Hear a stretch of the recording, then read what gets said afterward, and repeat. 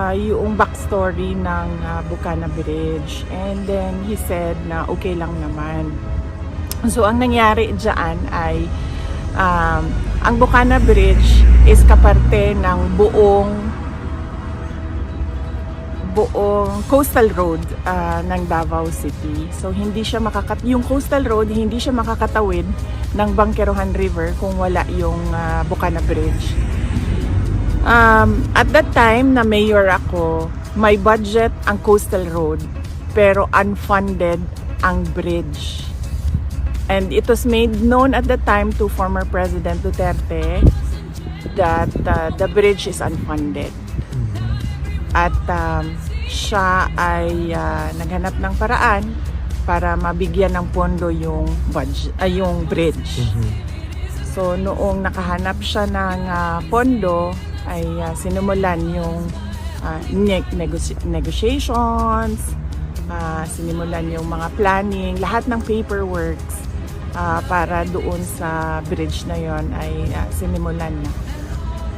But ngayon, nandyan na yung bridge, so dapat nating pagpasalamatan para sa akin bilang isang Davaoenyo at syempre sa mga tiga Mindanao na din, dahil nagbe-benefit din sila doon sa coastal road na yun, no? Traveling from south to north of Davao in the region.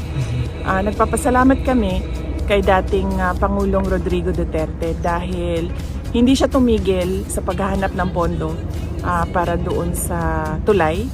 At syempre nagpapasalamat tayo sa People's Republic of China dahil buong-buo nila binigay yung entire cost ng tulay na iyon. So walang gastos ang City Government of Davao, walang gastos ang Pilipinas para tayo magkaroon ng bridge na iyon.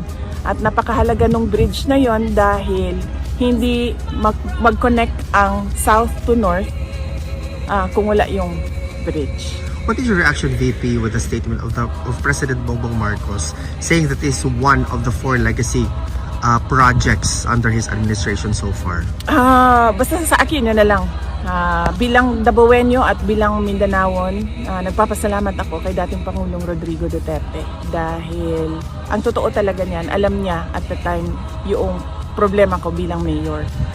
Now, may coastal road, may budget ang coastal road, pero wala kaming budget para sa tulay. At and yes, as I said, yung source of fund, ang People's Republic of China, sila yung pinagpapasalamatan ko.